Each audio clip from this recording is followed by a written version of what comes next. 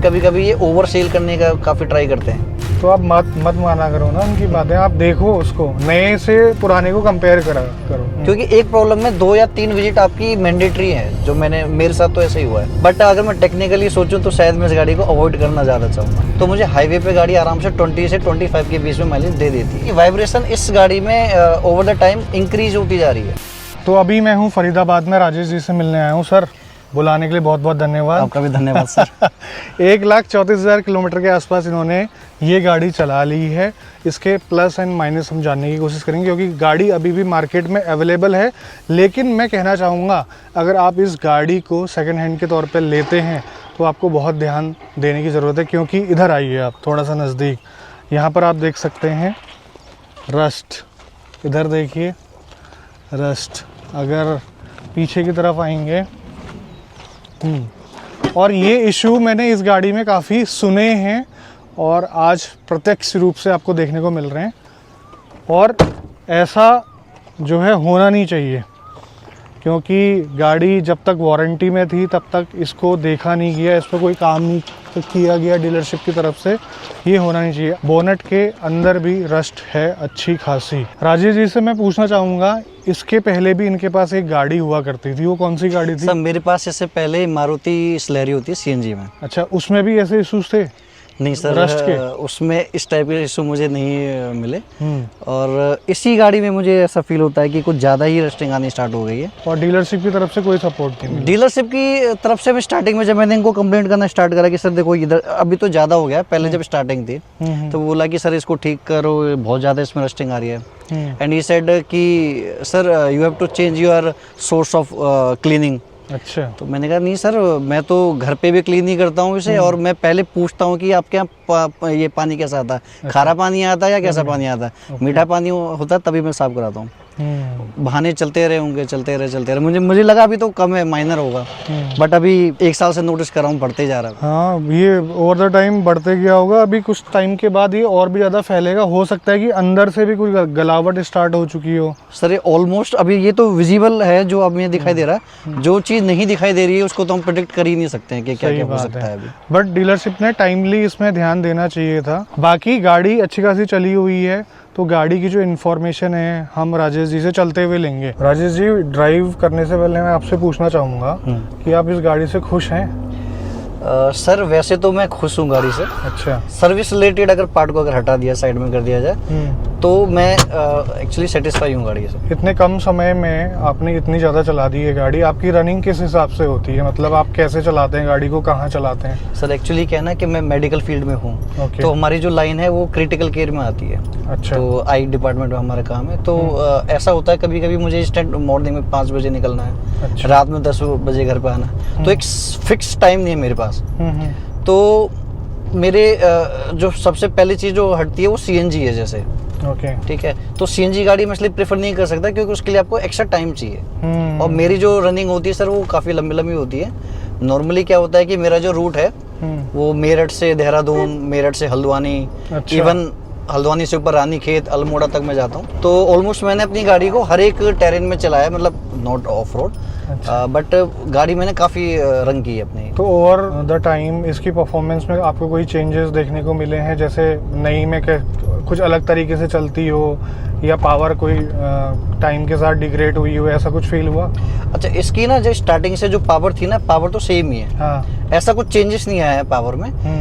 Even इसका suspension भी मुझे अभी भी ऐसा लगता है कि काफ़ी सेटिस्फाइड है। मतलब टाटा की गाड़ियों की ये अच्छी बात रही है कि इनका जो सस्पेंशन होता है बहुत बेस्ट होता है। इवन मेरे फ्रेंड के पास भी जो कार है वो भी चलाई, मेरे 1-2 मेरे फैमिली में भी अभी डिजायर है वो भी चलाई है मैंने। बट इसका जो सस्पेंशन है मुझे बेस्ट फील होता है, इस वजह से इसको थोड़ा चलाना कंफर्टेबल है गाड़ी को। और फ्यूल एफिशिएंसी क्या देती है आपको ये?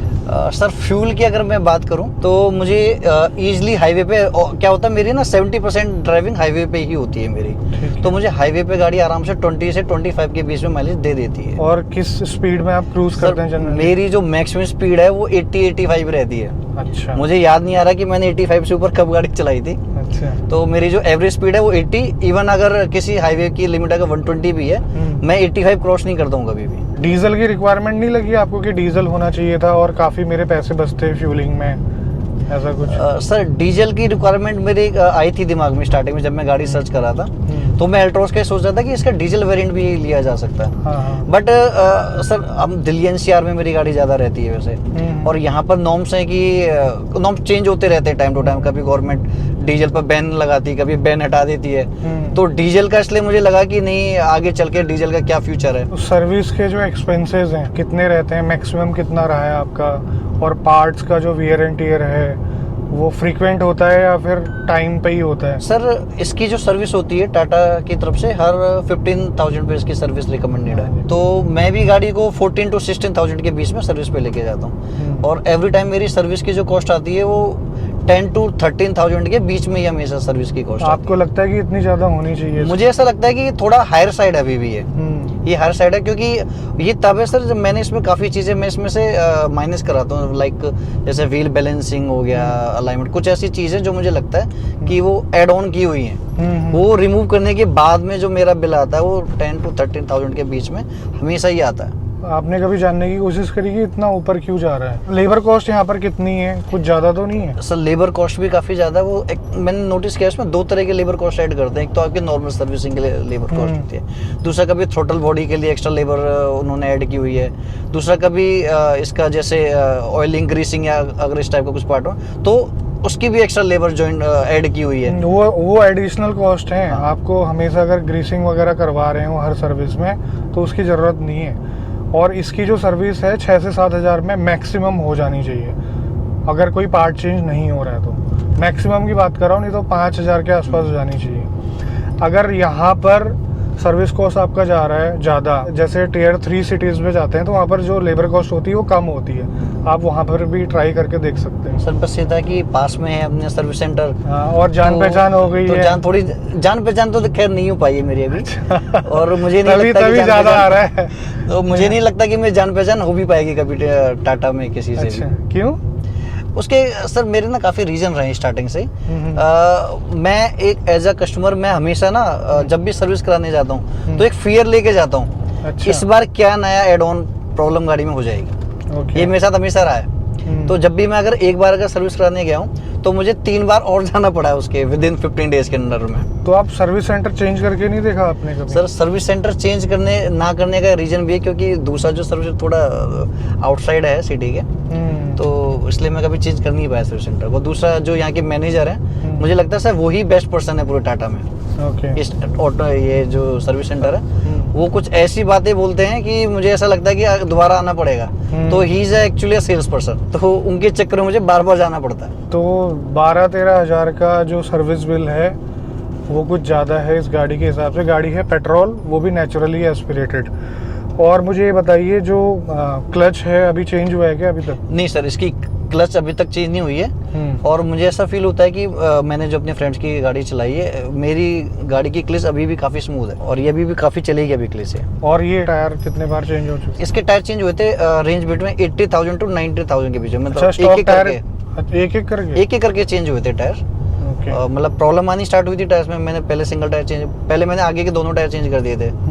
उसके बाद फिर एक और टायर में प्रॉब्लम है तो मैंने वो टायर चेंज किया। तो विदिन 90 to 80,000 के बीच में चारों टायर चेंज हो चुके थे गाड़ी के। मतलब चारों अगर आप एक साथ करवाते तो वो ज़्यादा सही रहता? हाँ, वो शायद ज़्यादा सही रहता उस टाइम पे। तो अलाइनमेंट बैलेंसिंग वगैरह आपकी बाहर से होती है? आप सर मैं बाहर से कराता हूँ और एवरी 10 to 15,000 के बीच में मैं करवा लेता हूँ। आज की तारीख में अगर आपने गाड़ी परचेज करनी हो तो दोबारा आप इस गाड़ी की तरफ देखेंगे?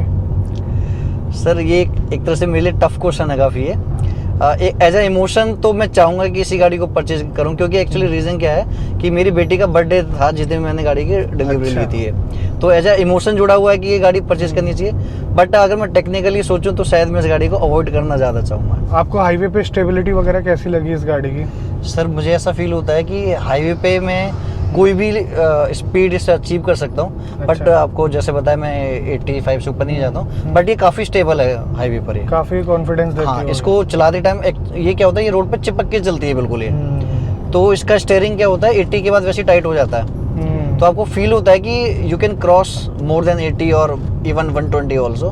बट मैं इतना नहीं करता हूँ क्रॉस। आपके साथ कभी ऐसा इंसिडेंट हुआ है जो नीचे से गाड़ी लगी हो? क्योंकि आप ट्रिप वगैरह तो काफ़ी करते हैं हिल्स में।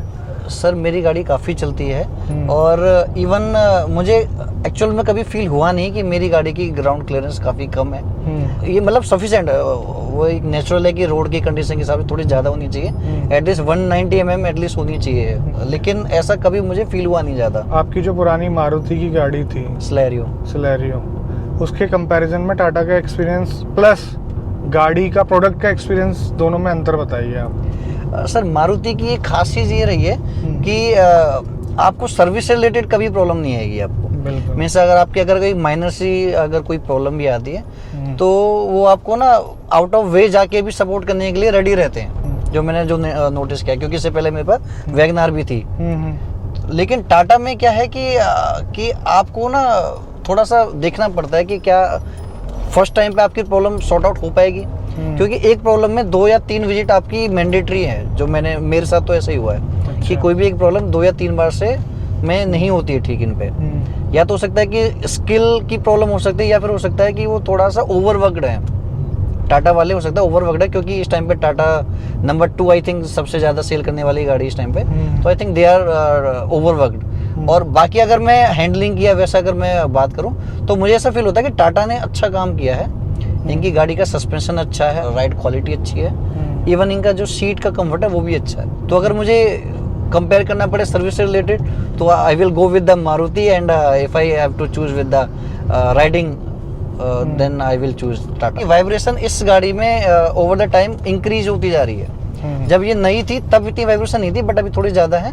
और अगर मैं कंपेयर करूं सिलेरियो को, आई थिंक उसमें इतनी वाइब्रेशन नहीं थी। कितना लंबा रखने का प्लान है? अभी जैसे ये दिख रहा है मुझे चारों तरफ से, रीसेल वैल्यू तो नहीं मिलने वाली। मैं क्या सोच रहा हूँ इस गाड़ी के बारे में कि अभी मैंने आपकी एक वीडियो देखी थी अभी कुछ टाइम पहले, एक ऑल्ट्रोस के ओनर थे, उन्होंने आई थिंक 2,34,000 कुछ गाड़ी चलाई हुई थी। वो थोड़ी स्मूथ चल रही थी। हाँ तो मुझे ऐसा फील होता है कि जब ओनर ने गाड़ी चलाई है, मतलब मेरे से अराउंड 1 लाख किलोमीटर ज़्यादा चलाई है, तो मैं भी गाड़ी चला सकता हूँ। हाँ उसमें छोटा मोटा जो भी काम होगा वो करा के, बट आई थिंक एटलीस्ट गाड़ी को 2.5 लाख तक मेरा चलाने का प्लान है।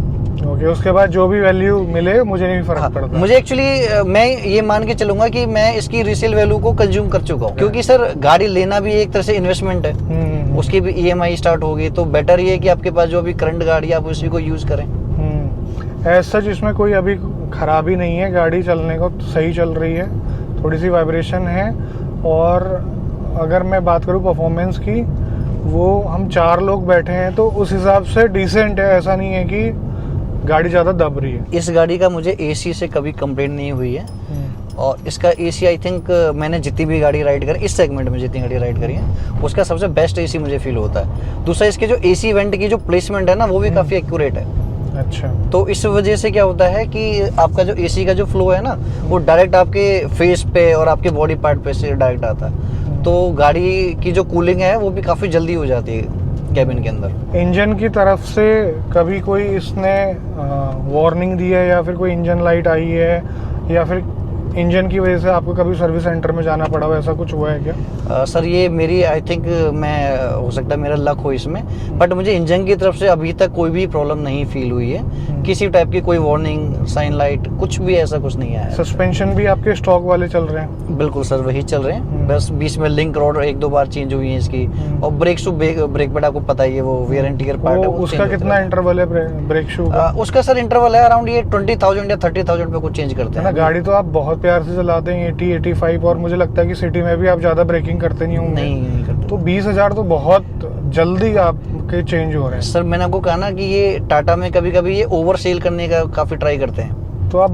मत माना करो ना उनकी बातें, आप देखो उसको, नए से पुराने को कंपेयर करो, उनसे बोलना कि नया वाला दिखाओ और पुराना वाला दिखाओ, इसमें कितनी लाइफ बची हुई है। तो ये वही रीज़न है जिसकी वजह से आपका जो बिल है ना 12-13 हज़ार का आ रहा है। तो मुझे लगता है ना आपने एक आध बार डीलरशिप को चेंज करके देखना चाहिए, क्योंकि आपका थोड़ा सा कंफर्ट की वजह से, मतलब आपके नज़दीक हैं, लेकिन आप हर सर्विस में इतना ज़्यादा पैसा दे रहे हैं, क्योंकि आपकी जो सर्विस है वो साल में 2-3 बार आ जाती होगी आई थिंक। नहीं हाँ सर, मेरी एवरी 3 मंथ में सर्विस गाड़ी होने मतलब होती ही है। और हाँ ये हो सकता है कि मैं कंफर्ट के चक्कर में अभी तक डीलरशिप चेंज नहीं कर पाया, बट आपका सजेशन मैं इस टाइम पे फॉलो करूँगा। और किसी को रिकमेंड करना चाहेंगे आप इस गाड़ी को?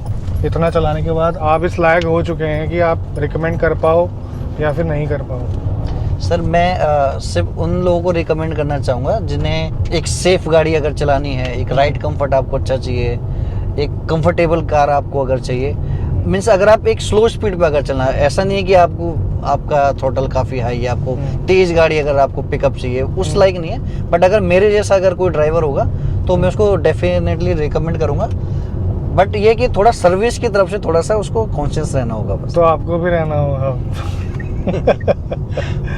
चलो जो भी है, गाड़ी के साथ एक्सपीरियंस अच्छा है, मतलब कहीं पर ब्रेक डाउन नहीं हुई, आपके काम आ रही है गाड़ी, आपको ज़रूरत ज़्यादा पड़ती है गाड़ी की, तो वो पर्पस तो सॉल्व हो रहा है। तो उम्मीद करता हूँ आपको इनपुट मिले होंगे इस वीडियो से। गाड़ी 1,34,000 चली हुई है। अगर आप लेने का प्लान बना रहे हैं तो ये चीज़ें कंसिडर करना। और हाँ, जो आप सेकेंड हैंड के तौर पे ऑल्ट्रोज लेना चाह रहे हैं तो ये सब चीज़ें देख लेना। तो आज की वीडियो में बस इतना ही। मिलते हैं बहुत जल्द आपसे एक नई वीडियो में। तब तक के लिए बाय बाय, ख्याल रखिए अपना।